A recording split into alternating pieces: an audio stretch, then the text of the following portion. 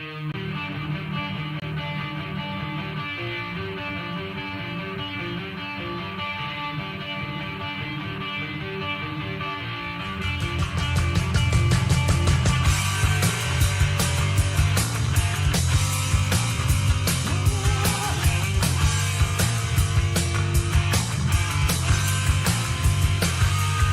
yeah, yeah.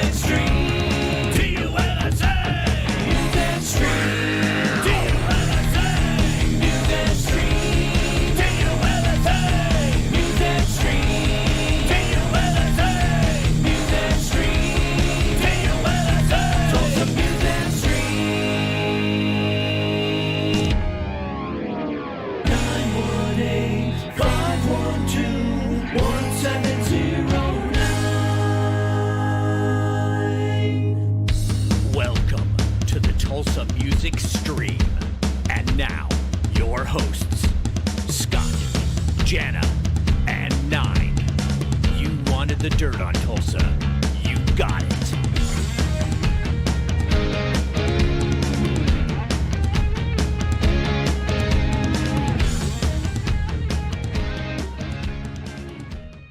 Welcome everyone, Tulsa Music Extreme here. We are on episode 64, and we will be live with Mark Kendall from Great White. And as always, make sure you share our stream on all your favorite pages, your groups, and your personal pages, and all that stuff. And also, if you can, if you're watching on YouTube or you haven't even liked or followed us on YouTube, go ahead and do that and hit your notification bell. We're also on Twitch and Twitter as well. You can watch there on those platforms as well. But yes, we're going to be live here with Mark Kendall from Great White, man. Yep, he is getting in the room now as we speak. We're going to get him on screen. And I hear you, buddy. I don't see you yet. Oh, okay. Hold on a second. You got it. Mark Kendall from Great White. We're anxious to talk to him this evening. He's got an awesome story to share with us. Thank you guys again for tuning in tonight. I don't have any video. Yeah, I hear you, but I don't see your picture yet. But you take your time. We're take working your time. it. No problem. You do your thing. We're gonna talk a little bit about what we got coming up. Mark's gonna tell us not only about his career with Great White, but he's also involved in some other really cool things that I'm anxious to talk. There you are.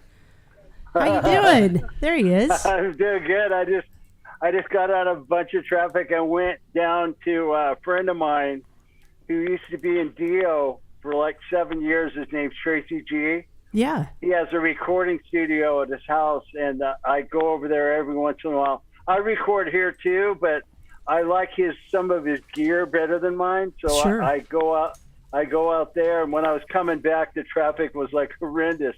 I made it here by 5:55. Bless your heart. Well, listen, we appreciate you coming on. I'm sure that traffic is a killer. Now, I want to get the first order of business out of the way. I want to tell you that I'm sorry about your Dodgers.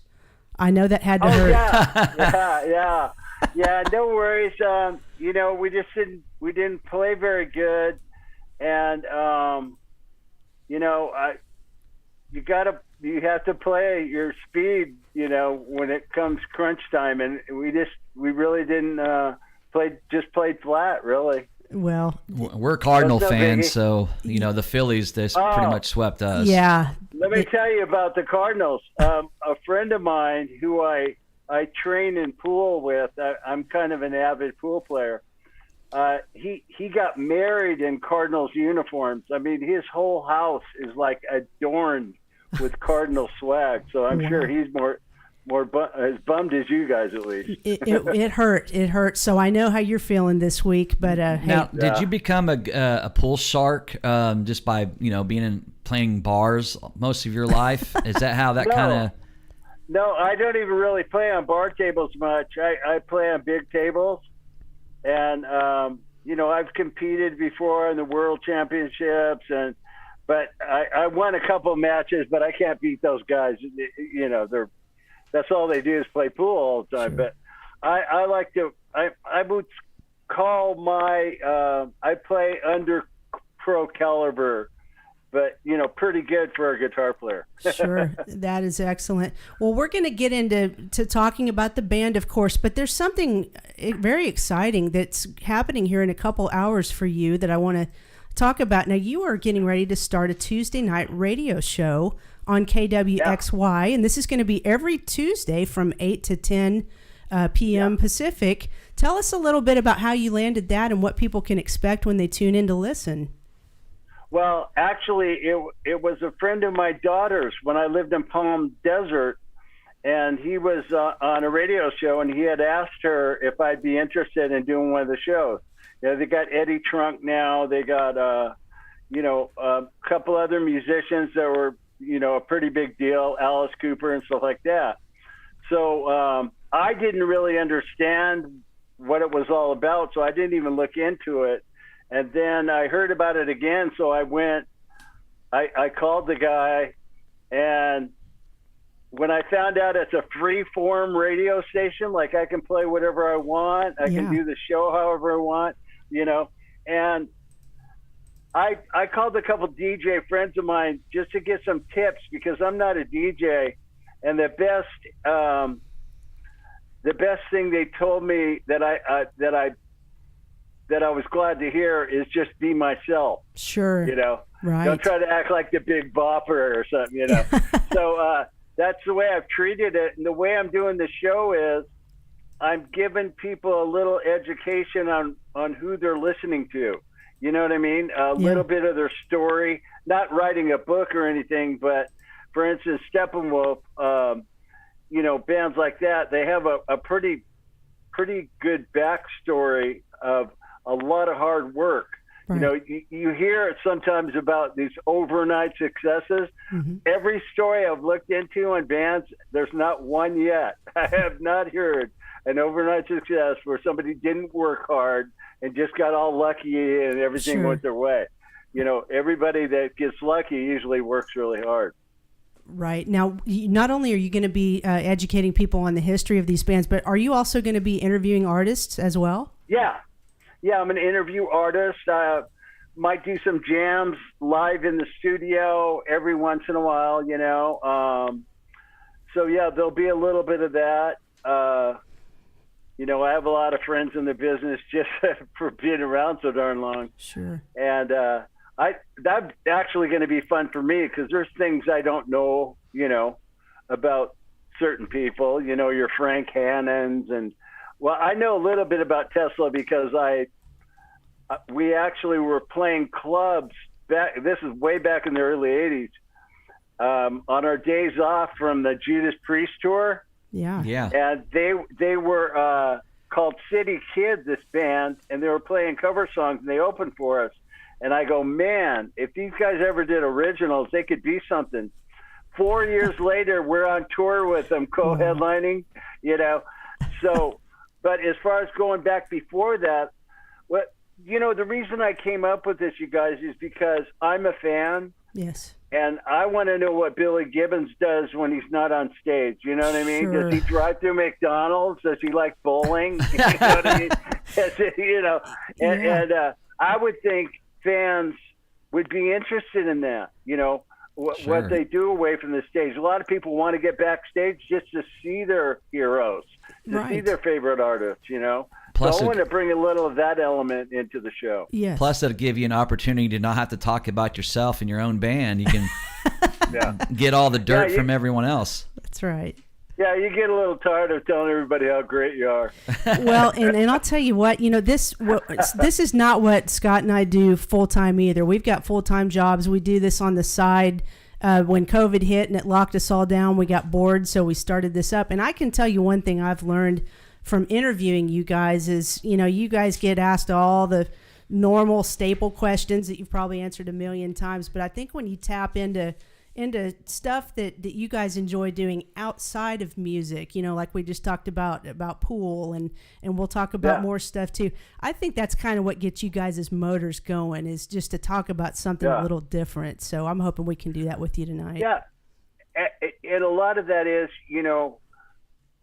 people might say, hey, I like that too. That's pretty cool. This guy's not bad. He likes to play pool. I like that too, Absolutely. He doesn't just play guitar and that's it, No, there's a lot more to you. Yeah. We're going to get into that for sure. Now, so go ahead. I guess that maybe it's not official yet, or maybe it is official, but is Brett Carlisle now the singer? Well, yeah. We're talking about it. We're talking to him. We haven't made any big announcements yet, but as much as we love Andrew and respect him, and I still do respect him, he's just loyal to his band. Sure. And with our brand, we can't really have a singer that's in multiple bands. Right. It just doesn't work, It's not really good for our brand. It makes it hard to schedule things when somebody else is busy doing something else. Right. And so we're more into somebody that sings great, is totally dedicated, loyal to us, loves to be in the band. Mm-hmm. And we did a show with Brett, and it was world news. And I didn't even want to do the show. We auditioned like 3 singers just to do one show. So it's extra work. You know, you got to see if somebody can pull it off. And he sounded the best. A friend of ours turned us on to him. Yeah. He's in a band called All or Nothing. I think they do maybe covers. I don't know a lot about it. Okay. But anyways, so I didn't even want to do the show. They talked me into it. I heard his voice. He sang on a couple of our songs on, you know, put vocals on a tape. And I go, well, he sounds closer than anybody so far. So, okay.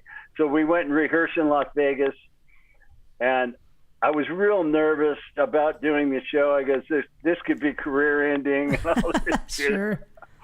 And sure enough, it was completely opposite. It was world news. It was, there was press in Italy, the UK, Germany, the USA.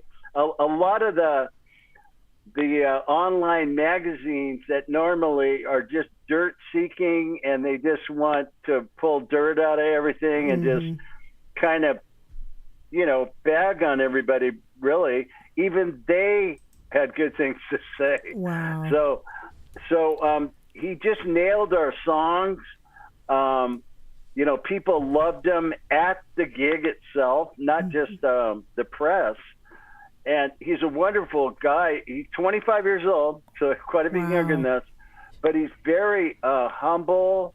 He's really loves the idea of being in the band, and he really throws down on stage. I mean, I was really surprised about that. And he asks a lot of questions. He's just a good guy. That's excellent. That's great. You know, that leads me to my next question. You guys obviously have had a handful of different singers since Jack. You worked with Terry Luce and Mitch Malloy and Andrew Freeman, and now it looks like Brett is stepping in. I want to ask you, when you guys have gone through selecting a new vocalist, how important has it been to you all that they maintain and retain some of the original sound that maybe Jack had, or was it more about just finding the right personality that meshed with you guys and brought a good vibe? I'd like to say that we always kind of settled, you know. People would just get the songs close, and we'd go, well, you know, it's probably not going to get better than that. Sure. Then there was, you know, I won't go into any details because I have nothing bad to say about any of those people you mentioned, but there were some other issues, like things that today to me we're so past any kind of ego trips or whatever. Sure. It's just, we're just happy to wake up in the morning and start a new day and say, whoa, everything's great. Yeah. You know, that's good enough for us, and to try to make the best music we can.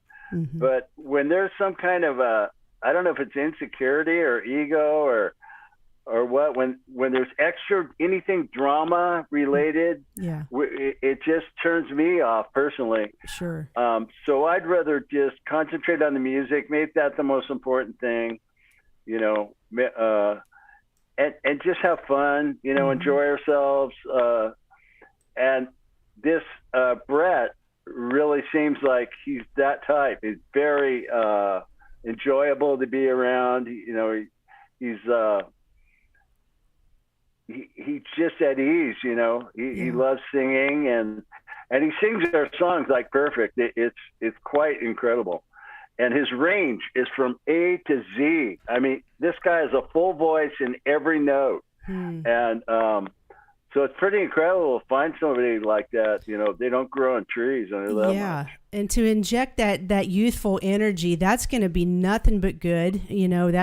Gosh, who doesn't want an energetic front man? Everybody needs that. So congratulations. Yeah. Is there a timetable of maybe announcing this officially? The timetable is just he has a few priority gigs that he committed to, and once that ends and we do pictures, we're scheduled to do a photo shoot in Vegas. And obviously I'm spilling the beans now, but but we just want to have all our ducks in a row and present it, the right way. Sure. That's understandable. Well, I'll be honest with you. I did, a lot of the prep I did for your interview tonight was based around Andrew being the singer, but we can kind of wing it, and that's okay. I wanted to ask you guys. You had a busy summer of shows, and you've got more stuff lined up. And I'll put some of the upcoming tour dates here on the screen. But what I wanted to ask you, are you guys intending to start working on and releasing a new album anytime soon? That's what I was doing today. I've been Cool. writing songs like a crazy man. Cool. I have 5 songs down, so I'm just writing, pretty much all I can. I just had another guy bring over some extra gear that I need for my home to record at home. And these are just, demo ideas. Yeah. But I pretty much finished songs. I've actually recorded that way on a Great White album before, where you just run a click crack and I play my whole guitar part all the way down. Wow. So I've only done that a couple times, but normally the routine is get the ideas down, then we go jam them together in a room, and then things get changed and different parts happen that way. Wow. Sure. I always wondered about you guys. Your first album, it has a lot of that Hollywood 1984 sound, that LA heavy rock, and Yeah. you guys were just right there with all the Motley Crues and all that was going on back in those days. I always wondered, and I love that album, and Stick It, Substitute, and all of those all of those songs are just metal, and Jack sounds great on it. Yeah. Somewhere you guys went a little bit more bluesy. Was that something that you guys wanted to do on your own, or was that something like a record label or somebody pushed you to do? No. Well, what happened was this was in this era of the first album. It was kind of when the Scorpions and Judas Priest were kind of flying under the radar, if you will. They weren't big commercial bands yet. Yeah. And we loved those 2 bands. And we were trying to be like them. And we were we were very young. It was early part of the songwriting, and it was just bass, guitar, and drums. And so we just leaned toward trying to be as heavy as possible. I mean, it didn't turn out that heavy, but that's heavy for us. Right. So what happened was, during the first album, while we were recording, I was playing in between the songs, in between takes and stuff, playing like Alvin Lee, Carlos Santana, things like that. Like I'm sitting there playing stuff bluesy from people that made me want to improve and get better, and that just inspired me. So that was a forced thing. That was like, we're trying to be metal. Right. The other stuff was natural, and my manager goes, "You should be doing that." Yeah. And I go, "Really? I can do that?" So it totally freed me up to write any kind of music I wanted. And that's when the band started to, you hear the blues overtones in the band. And then adding the keyboards and guitar player, that kind of widened our range, Yes. Yeah. on different things we can do. When you just have bass, guitar, and drums, when I used to break a string live, I used to have a heart attack. I mean, it was just like, all you hear is like ba-oo and honking, honking. That's right. All the music goes away. When one guitar player band is not easy either. No. We did a whole tour that way with just as a trio with lead singer.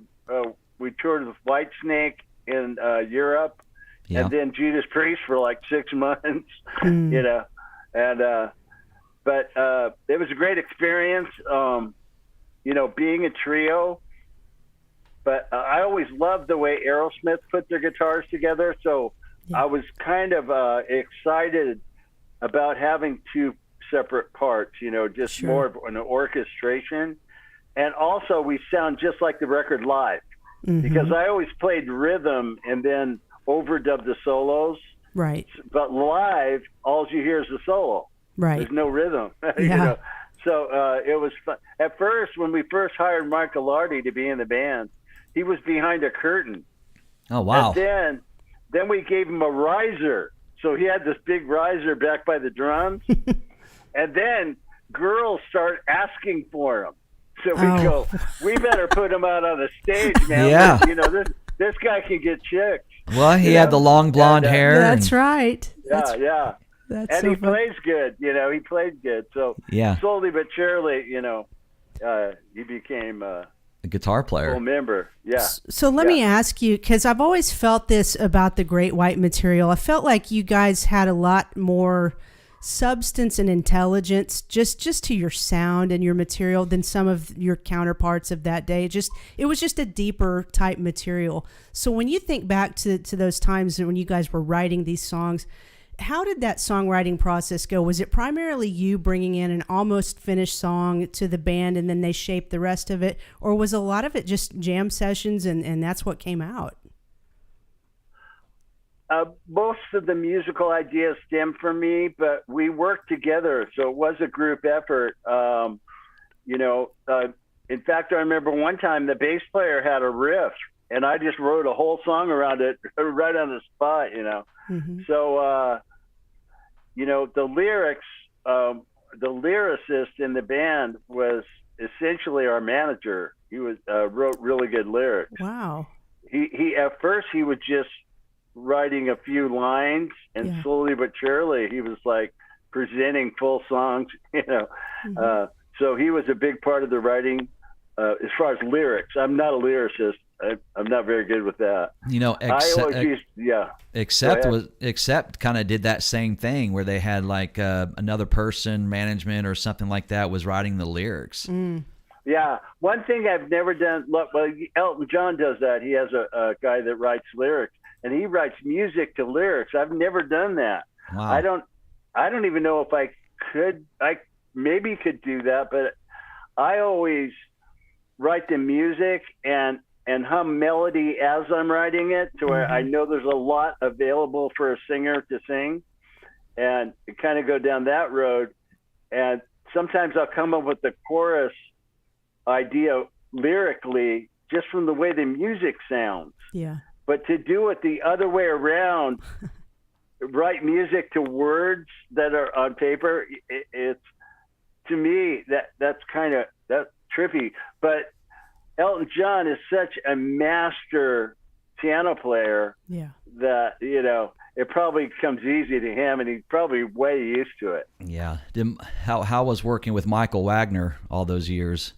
Wonderful. And in fact, we just worked with him in 2017 again. And he's a real, you know, he's a taskmaster, and he's a joy to work with. And he's a total professional in the sense he makes you feel totally comfortable when you're recording, you know, and that there's an art to that. You know, to get your best performance, you don't want to be nervous, you know, worried about what this guy's thinking, or, you know.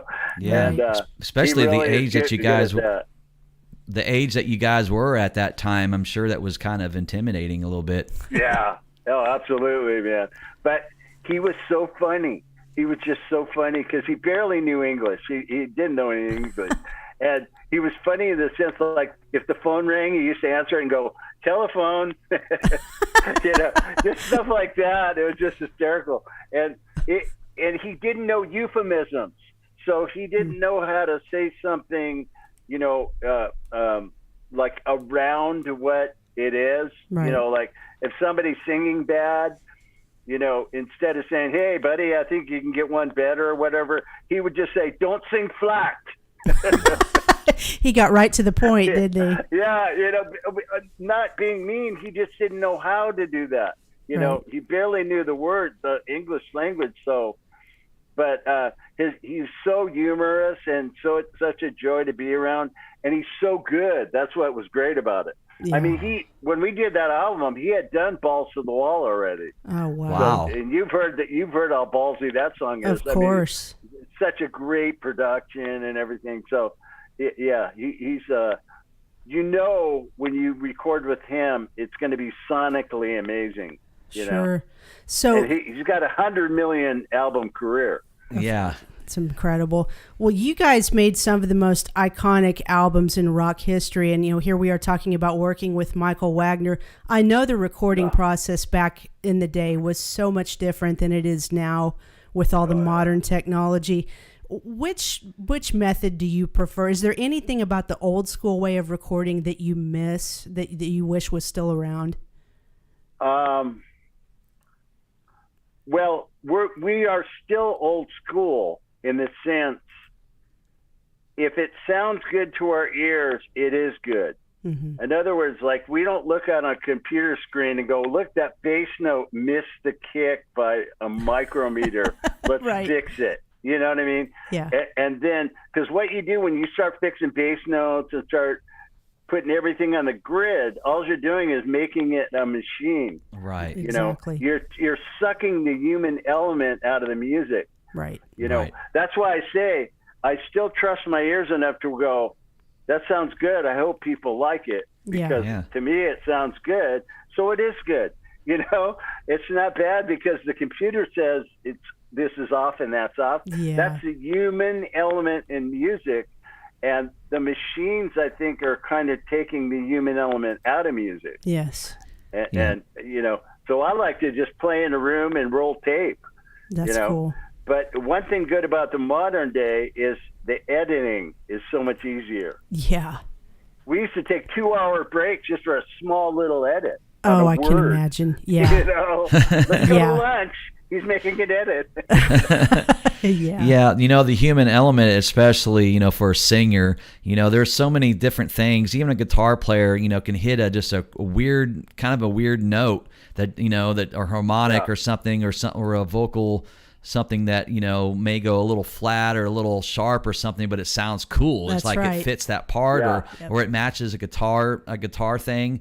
There's just so many different things that like surprises you, and you go, wow, that was weird, but hey, it sounds great.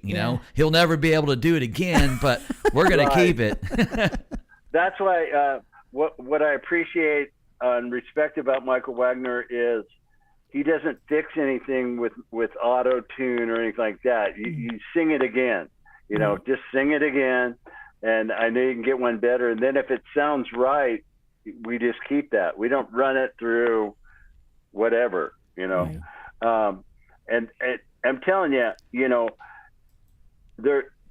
doesn't like country today. And he's probably never liked country anyways, but the reason he doesn't like it is because it's so machine driven. Right. Every single vocal's fixed perfectly. Yes. It's every word is tuned, so it sounds homogenized in a way. There's not that inflection that you're talking about where, God, he can never do that again. Right. If you put that through auto tune, it would just tune that note and not let that happen. That's right.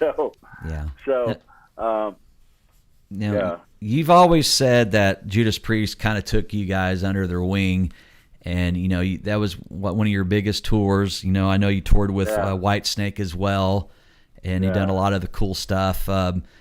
What have you learned? What did you learn on those tours? Nothing really, like musically, really, apart from, like, for instance, Rudolph Schenker told me, Mark, you have to rock hard out there. It's like the Scorpions, most of the upper echelon bands, there's been a couple that, kind of wanted the openers to not look good, maybe not play so good, so they look great. But bands like the Scorpions, Judas Priest, they want the whole night to be good. They want people to get their money's worth because they're not intimidated by us. Sure. But what I've learned from those guys is, like from the Scorpions, is play like it's your last note. I mean, go out there and just kick maximum ass, really, really take that time on stage serious. So I took that away from them. Judas Priest was more, what I took from them is really how to treat people. They, like you were saying, they took us under their wing. They, I just saw how nice they were to everybody, and they were so friendly, and they didn't treat us like we were lower than them. I mean, one time I played Glenn Tipton and Pool for 10 hours on a show day. Wow. We had a show the next day, and we were done playing pool at like 9 a.m. Oh, geez. We must have drank about 20 pitchers. But that was back when I still drank, but I don't drink anymore. But that's what I mean, how friendly they were and the way they carry themselves. So that was more, I learned from those guys more of the, how to treat people. Yeah. I mean, basically all our opening acts, we always treat them like golden. Were you Hey, guys? have a great show. Yeah. That's cool. Now, did you guys tour on was it the Defenders of the Faith tour? Or Yeah. were you guys opening that show, the one where they got banned from, or with all the fireworks, or they tore out all the seats and stuff, or? Yeah, maybe. Was that Madison Square Garden? I think so. I'm not sure if that was Defenders or Screaming for Vengeance, the record before.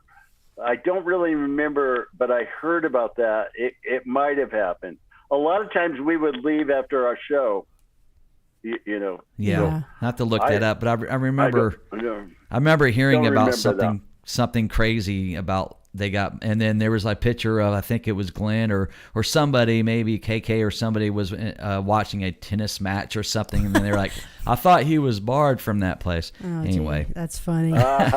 Hey, you just mentioned a minute ago that you don't drink anymore, and we know from doing some research on you that you are a big proponent of the sober life, and that's something that you push and promote. We feel the same way on this end as well. Tell me a little bit about your decision to get sober. Was it more just something you felt you needed to do for your own health, or was it something that you just watched too many people around you crumble because of their inability to get sober? What brought you to that decision? It really had nothing to do with what I do for a living. It was just, I was just struggling with it, Yeah. So I kind of had to surrender and just say, I can't drink like normal people. I can't have 2 beers and watch the game. And I kept trying to do that, and that's why it took me so long to get sober. Is I'd go 2 years without drinking, and then I go, I'm going to give it one more shot, man. I know I can drink like normal. I know I can do it. Right. And I kept failing over and over and over. So in 2008, I just threw up my arms and started listening to these guys with long-term sobriety, and, just took direction, and here we are 14 years later, and I've been sober. Wow. And really worked on myself because I wanted to figure out what it is, identify my triggers in the sense like, what is it that makes me think I need to drink anyways, Sure. And a lot of it was a fear. It's very common too. A lot of people I've talked to, they have kind of an embedded fear of certain situations. Maybe small groups of people, maybe you have 10 people over for a little party at your house, and you're not really comfortable unless you have 4 beers and do that. Right. Right. Or, I don't know, certain things where you have to confront a situation. It didn't really bother me that much to play a big show in front of like 300,000 people. That wasn't it. That was a little nerve-wracking, but that didn't, wasn't like a trigger to drink or whatever. Right. But mostly small gatherings, and I had to figure out why am I such a scaredy cat,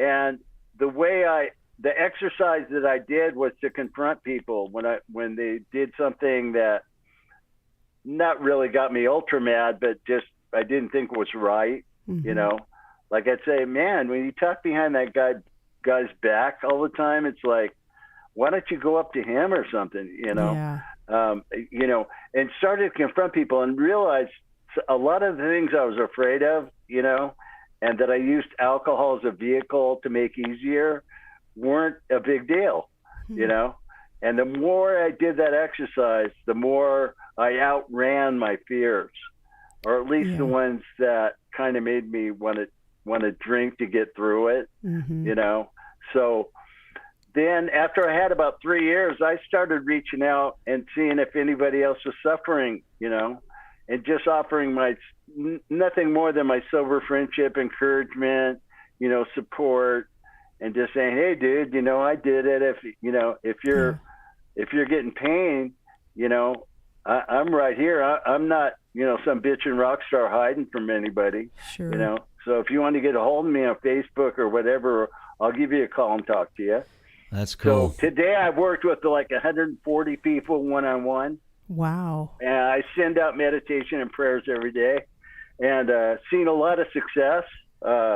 Guy today just got 11 years, good buddy of mine. And I was at his 1 year celebration. Oh, man. So time just goes wailing by. It sure does. One thing I've taken is the 1 day at a time thing, because, it's a good way to live your life, kind of 1 day at a time. And that way you don't have to put some impossible task in front of yourself, like, I'll never drink again, or I'm done, Right. And when I hear a newcomer say that, I'm like, dude, don't even go there, man. Yeah. Just don't drink today. Yeah. And at midnight, congratulate, give thanks or something. Absolutely. Yeah, at Just one get through point, the day. At one point, I read an interview or something, or listened to an interview with you, and you basically told them that you were a full-blown alcoholic, and you were like, I'm a full-blown alcoholic, and I guess at that point you haven't stopped yet. So my name is Mark. Right. Right. Well, it's I'm an alcoholic. I mean, there's no question.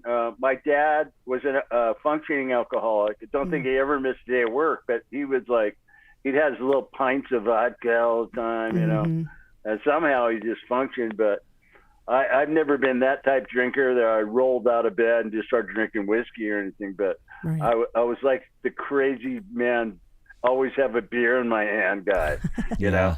And you can get pain from that too. Oh, but, sure. Things are a lot better, because I feel better all the time, and I don't look bad. I don't, you start looking bad when you abuse alcohol after a while. That's true. And I got to tell you, it's really exciting how many guys like you are getting sober in the music industry. None of us are 25 anymore, so it's the older you get, the harder it gets to just be that hard on your body. So we are just here's something funny is going out there and playing with we play with a lot of different bands now. It's not like the old days where we went on tour with one band for 11 months. We're playing with Styx 1 week, and then we play with REO or Slaughter or Vince Neil or whoever. And what I notice is everybody's playing really good, and it's not a huge, alcohol infested, nightmare. Right. So it's kind of sweet to see that, how good everybody's playing. No kidding. Yeah. We have a question in the chat room, and Leslie Allard says, "Is it easier to write and play sober?" Man, I can feel the music better. I get inspired. I get like endorphin rushes. Wow. If I have a riff, I get real excited, about if it's going to translate from my head to my guitar. And when it does, it's like the joy and, so you feel things better when you're not sick, that's the whole thing, is being sick all the time. You're really not drinking for enjoyment. You're drinking to escape the sickness, right? To escape the pain. Yeah. You're trying to, so you're constantly what I call chasing normal. It's like, I don't want to be out of my mind at 10 a.m. I just don't want to feel pain at 10 a.m. Right. So I'm going to have 3 beers before I talk on the phone, Yeah. But it's like you're constantly doing that, and it's so much work. That's what I've told people. It's like it's so much work to be an active alcoholic. Right. That once you can get on a good sober path, you realize you have all this time on your hands, and you can channel your energy into positive things like helping people. Yeah. I mean, and it's a wonderful feeling to see a sick person get well. Believe me, Certainly. I've seen it over and over again. Oh, It's killer. It's really killer. Man, I just want to thank you for being, I tell this to some of our guests that come on and they have similar stories to yours. Thank you for being a light out there. It's a dark world, and we need more people like you that are shedding the light of sobriety and a positive lifestyle on other people around them. So congratulations to you on that. I want to shift gears a little bit. I want to ask you, how fun are these Monsters of Rock cruises to play? I know you guys have done several of those, maybe numerous of those, but how fun are those? The reason I like them is because it's not a normal hiding backstage, backstage passes and the meet and greet with 4 people or whatever. Right. I'm out watching bands myself, right, with the fans and hanging out and like hearing their stories. You do things that you would never do in a normal show, right, which is, go out and watch Saxon play, Oh, yeah. and you go, some guy go, hey dude, I just saw you guys play, in Portland. You guys are badass, man. I go, what do you think I go, what was that last song Saxon just played? Because that was just from an album that came out 3 years ago. Are you serious? I can't believe it. I thought all this stuff was like 30 years old they're playing. Oh, wow. So it's fun to hear the fan stories because we all grew up together, and they have a lot of stories about where they were when some of our songs came out. And I really enjoy hearing that because, again, I'm such a fan myself. I have songs that take me places. Right. So it's just fun. It's mainly a lot of fun because you can really get close to the fans and just hang out. Nobody treats you any different, they're all old. Like it was funny. You want to hear something funny? We're doing a meet and greet. We're doing a meet and greet a few gigs ago, and I'm going, dude, why are all these old people here? It looks like a rest home, and I'm thinking, wait a minute, these people are our age. It hurts, doesn't it? I know. Yeah, it's brutal, man. It doesn't seem real. Doesn't seem real. Well, we talked about you touring with Priest and Scorpions and Whitesnake. Kiss is my favorite band, and the Lick It Up album was one of my favorite. It's still one of my favorite albums that they ever done. I just loved Vinnie Vincent's guitar work on it.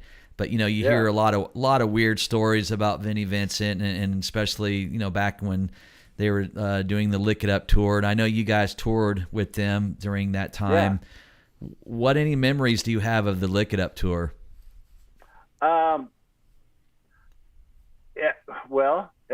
I knew a lot of their crew, so that was kind of fun. To hang out with guys that work for them and whatnot.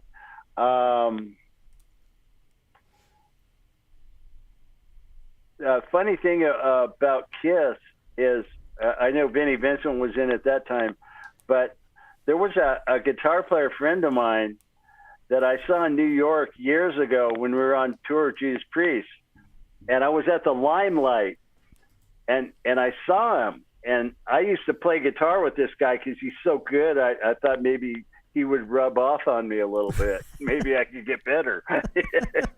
So anyways, I see him in the Limelight. Like, I'm going, this guy, he lives at the beach in California. What the hell is he doing in New York? And he was screaming, I'm on Kiss. And I go, I thought maybe he was a DJ now or something. We got closer, and he goes, I'm in Kiss. I'm playing guitar for Kiss. Oh, gee. A guy named Mark St. John. Oh, wow. So he did, I think he, was it, I forget what the... Animalize. Paya and something. I can't remember the big songs on that album, but Heaven's on Fire. Was that it? Heaven's on Fire. His name's Mark Norton, but he changed his name to Mark St. John for the gig. Going from the stage name vibe. Yeah. But he woke up one morning after being in the band. I guess after that album was done. I guess he woke up and his hand was like swollen like crazy. Mm. Yeah. And so he had to heal, and it only took about 3 weeks. And after that, during that healing time, they hired Bruce Kulick to play guitar. Oh wow! And didn't let him back in. I really felt bad for him because it was such a great opportunity. Yeah. He'd been playing around local for years. And I go, man, this is so cool that he was in KISS. But yeah, that was a great tour. Made me realize how much their makeup means. Right? Because they put their makeup back on. They were playing stadiums, and we had some nights that weren't even sold out. I mean, playing for like 10,000, 8,000 people, 10. Yeah. They put the makeup back on. And not that their music isn't great. I'm not saying that. It's just the image. People really like the spectacle, you know.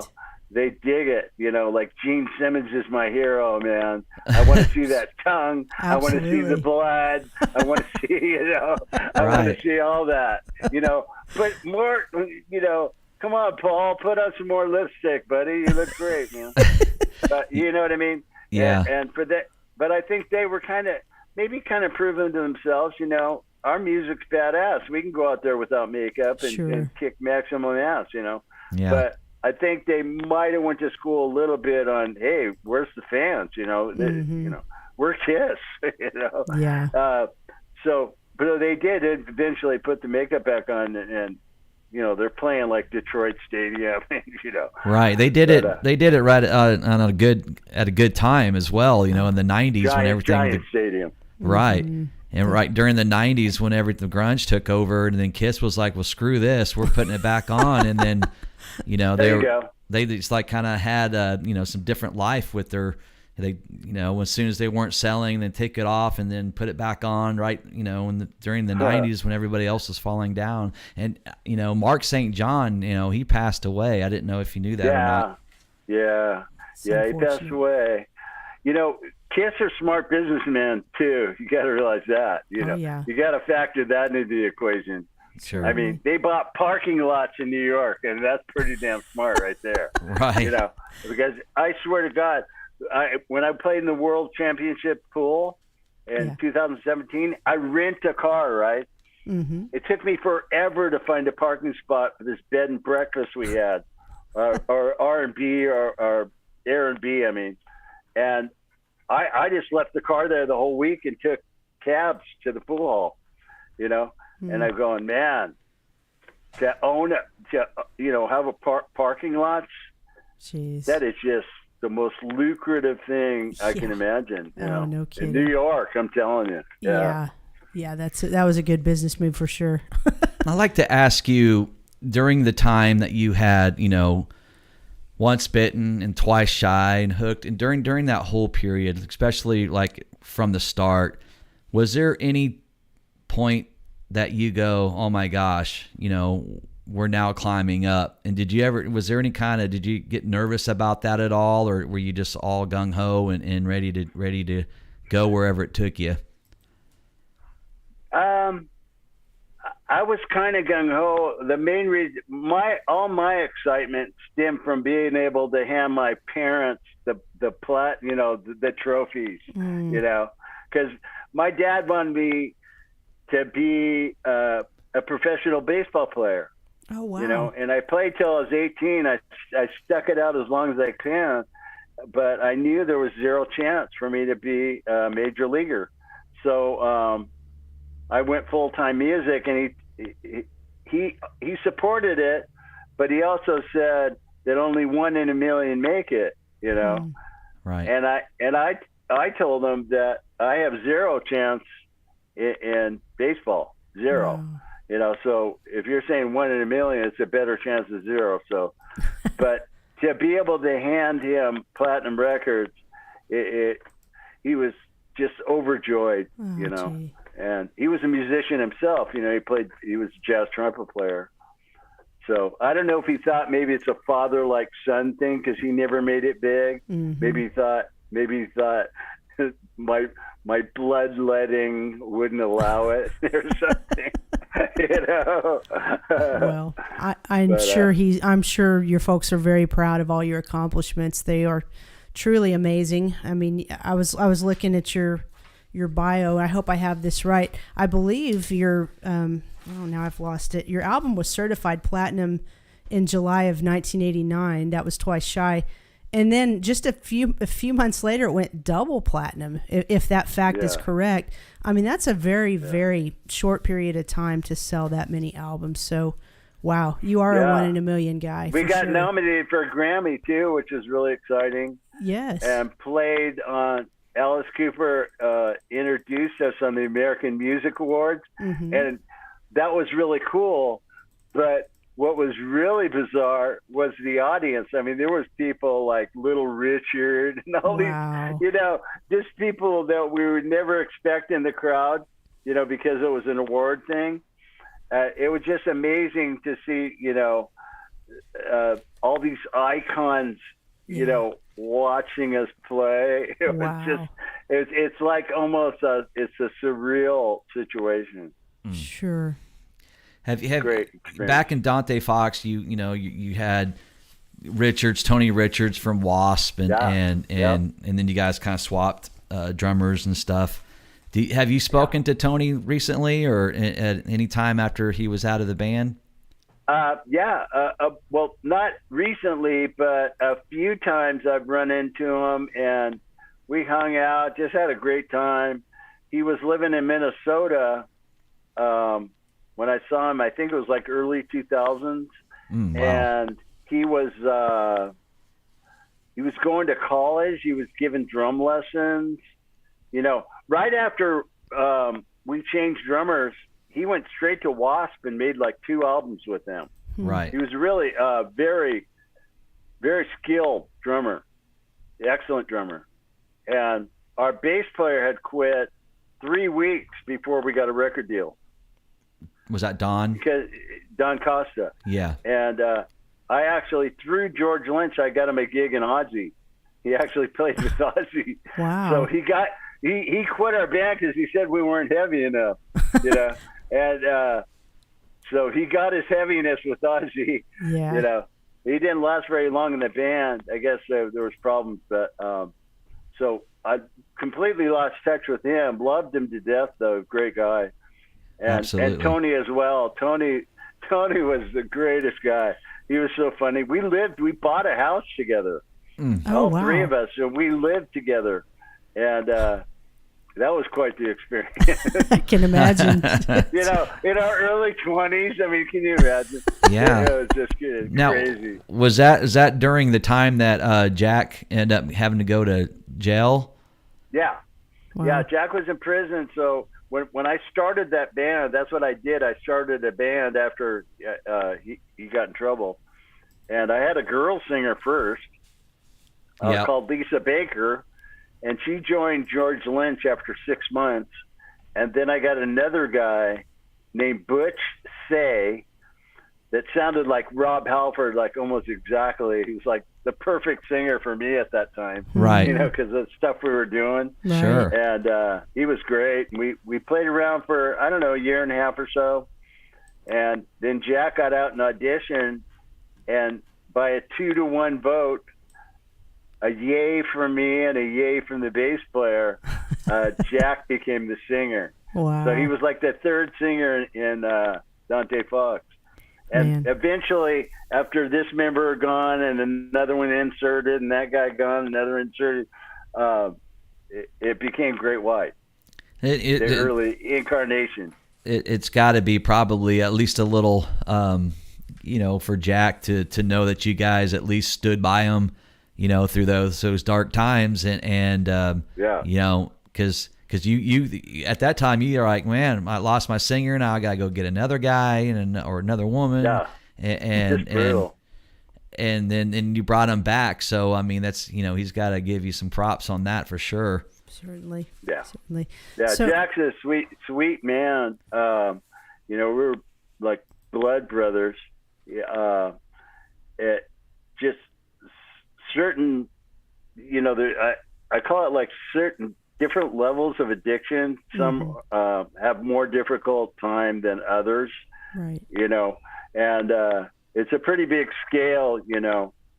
I've seen people just get one DUI and they just don't drink ever. Yeah. So, and then people can lose everything and they can't stop.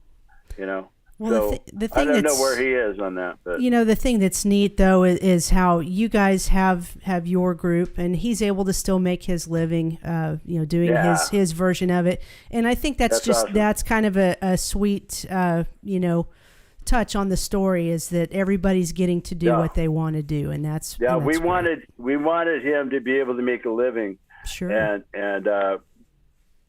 by attaching the band name to his surname, it allowed him to perform.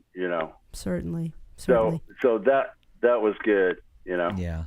With you guys having basically Great White as a business, do you guys still have to communicate, on the level of, Great White? No, because we own the name, Okay. so we don't have to answer to anybody or That's do good. anything like that. That's And great. any kind of royalties take care of themselves, as Yeah. far as performance royalties, radio play, movies, whatever, that all is handled. So That's wonderful. yeah, everything's good. We're out playing shows, and with this singer just doing the songs perfect, it's a lot of fun.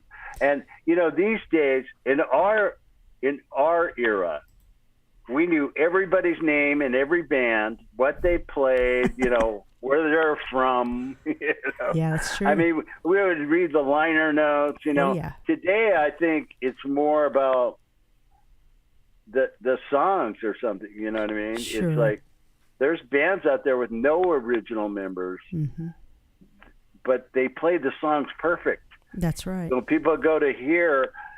I think some of the fans, they might not even know that there's, Right. they're not original members. Right. Like Foreigner. Well, sure. yeah, and let me tell you about Foreigner, though, man. They play those songs spot on. Yes, Yeah. they I do. mean, they Yeah. could not be delivered better.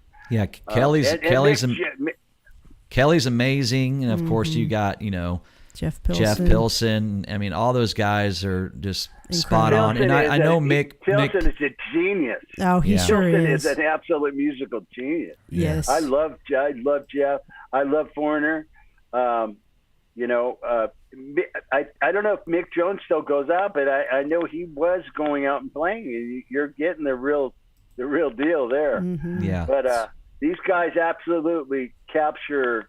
You can close your eyes and you think, man, you are listening to classic Foreigner. I mean, it's so killer. Absolutely. They do it so good.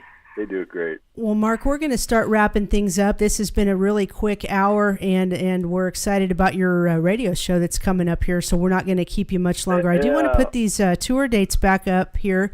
Now, I'm pretty sure you guys are going to add more dates as time yeah. goes along. There's actually more than that just aren't up yet. Okay. That I'm hearing about.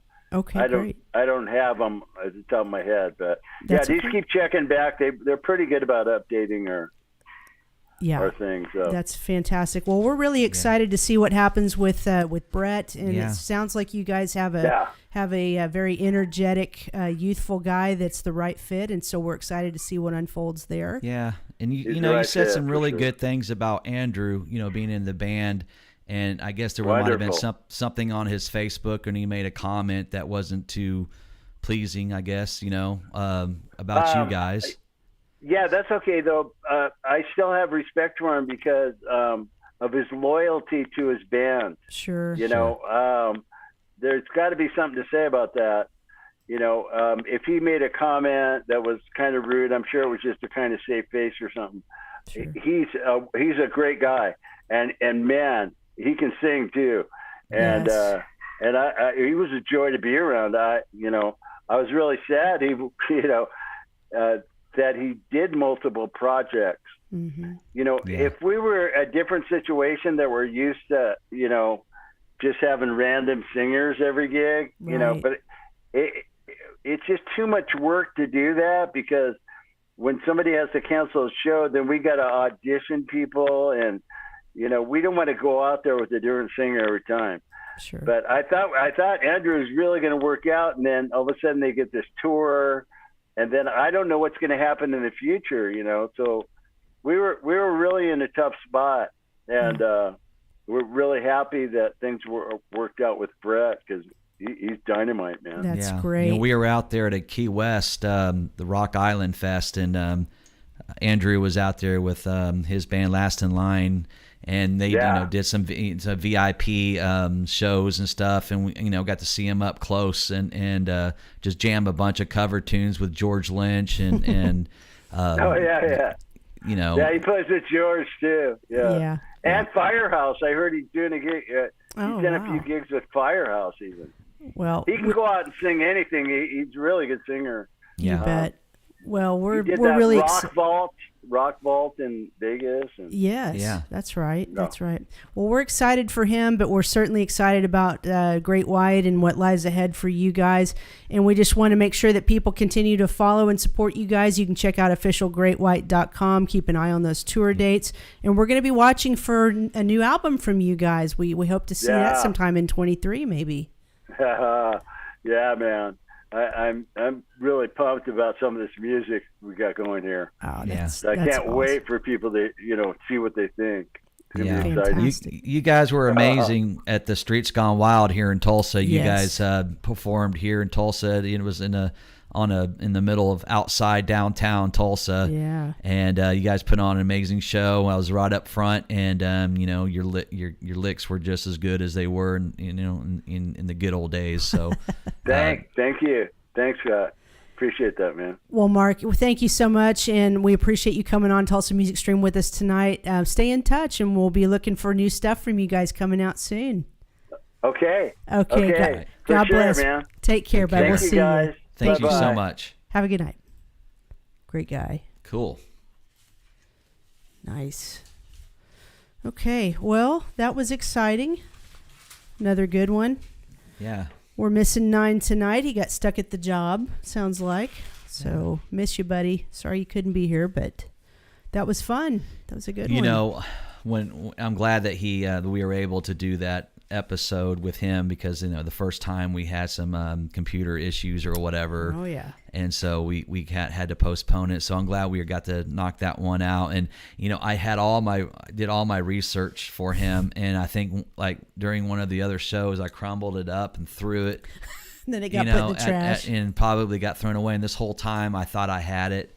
And so I thought all my research was all still here and everything, and come back and it was Gonzo. gone. I didn't have anything. I wasn't planned. I was like, oh my gosh. So I had to go back and do some quick researching on them again and write some notes down. But You winged it. that was You wung it. yeah. Good wunging. So I didn't think I was going to be prepared for it. You know for what? You were just fine. Do you want to say hi tonight? Teresa. She said she's grunging She's out got her tonight. Nirvana. She's got her flannel on. Yeah. Rock it. So how you doing? Yeah. Get right on that mic, girl. Well, we got to turn You it get up. there's on it. there she is. When she was writing, the table was moving, so I turned her down. Oh, okay. Now she's cranked. It's Okay. Okay. Oh, you could hear that? Okay. Yeah, that's okay. She's over there doing her job. We appreciate her. Thank you, Leslie. Thank you Yes. guys, all of you, Doug Weber. Mark's got some great energy. He does, Doug. He really does. Nice And guy. thank you, Leslie. I appreciate you guys joining us into the chat room and joining with us. There we go. They were there. We don't have anything lined up right just yet, but after we get off air, we're going to go work on it, right? Yeah, and thank you guys for sending the stars. I really Yes. appreciate that. Bill Yes. Hamilton and Leslie. Elizabeth Talcott's yep. out there sending stars. Thank you, yeah, honey. Elizabeth English She's a star Talcott herself. sent 230 stars, and I thought that was really cool. So I gave her a heart for that. So I really appreciate that. Thank you so much. It's all about hearts and stars, guys. It's like a bowl of Lucky Charms. Do you guys have a gig this weekend? Yes. Yes. Rocket Science will be Take a guess where we are. Lenny's. Yeah, we live there. We pay rent there. Okay. Sancha lets us live in the kitchen. That's great. Rocket Yeah. Science at Lenny's Yeah. on Saturday. Thank you. Dead Metal Society is at the Vanguard. It's Jason Gilardi's birthday. Is There it you go. now? Show. Come on out. Is that right? Yes, it is. Is he finally 21? I don't know. I don't know about Okay, that. well, at heart, right? We'll see. Okay, that'll be fun. So yeah, get out and see some bands this weekend. Wow. And, Is our Facebook going weird on us? what you talking about, Willis? Oh, it was like doing some weird freezing up stuff on Oh, my no. computer. It's just your Apple. Cool. Yeah, it's all good. I don't have Anyway. no. This is not an Apple. Oh, okay. Yeah, I think we're good. Anyway, guys, thank you very much as always for tuning in. Let's thank our sponsors real quick. OKPC, Identity Merch, DEB Concerts, Psychoma Filmworks, Surviving Rocklahoma. Appreciate you guys. I do want to put up the Identity Merch thing because it's really important that you guys get some Tulsa Music Stream threads. And Christmas is almost around the corner. yeah, I mean, it's going to be like 20 some odd degrees tonight. You see that nice little hoodie there on the far right on your That's screen? what I'm wearing right now. I know, and it's beautiful. Get you one of those. Go to the Tulsa Music Stream Facebook page and click the Shop Now button. I think it's right at the top of the page. You can go to our online store and get some threads so you can sport us around town. And we thank you guys for all you do. We'll be back on at some point. We're going to go line up some more guests and do this again. Appreciate you all watching. You guys got anything before we sign off? Whoa. I did have some. Oh, I think we're going to learn some new songs, so that's cool. Yeah. For the band, not the stream, right? Right, We're yeah. not going to do karaoke on the stream. Although we should, we should probably break out some acoustics and maybe do like a song. Let's do a Great White Song. Save all your Face love. the Day. I was going to ask him about Face the Day, but you cut me off, and that's cool. He has to be, I'm assuming he does his radio show live. Maybe it's pre-recorded, but I figured he needed to go, Yeah. do some things. Anyway, we're going to get out of here. Thank you, Teresa, for all you contribute to the show. We appreciate you. And thank you, Scott. Oh my gosh. Don't hit the camera like 9 did last time. Miss you, 9. Thank Hope you're you, okay guys. out there. Have a good one. We'll see you guys soon. Tulsa Music Stream signing off. Good night.